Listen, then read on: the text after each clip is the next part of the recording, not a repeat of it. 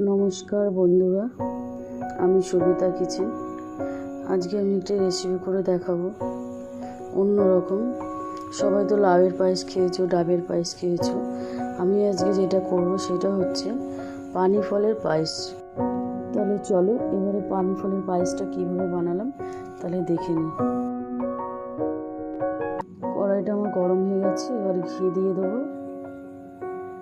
ঘিটা দিয়ে একটু নাড়িয়ে নিলাম, তারপরে কেটে রাখা পানি ফলগুলো দিয়ে হালকা করে ভেজে নিতে হবে। 1 কিলো দুধকে ফুটিয়ে আমি 500 করে নিয়েছি। তারপর ভেজে রাখা পানি ফলগুলো দুধের মধ্যে দিয়ে দেবো।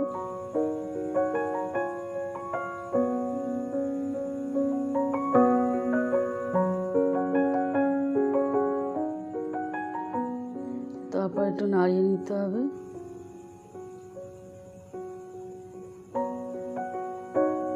দুধটা এবার ফুটছে, পরিমাণ মতন চিনি দেবো।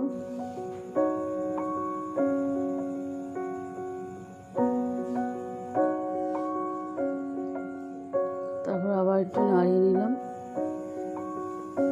পানি ফলগুলো আমার সেদ্ধ হয়ে গেছে। এলাচ দিলাম আর কাজু কিশমিশ দিলাম, দিয়ে আবার একটু নাড়িয়ে নিলাম। প্রায় হয়ে এসেছে রেডি পানি ফলের পায়েস। ভিডিওটি পুরো দেখার জন্য ধন্যবাদ।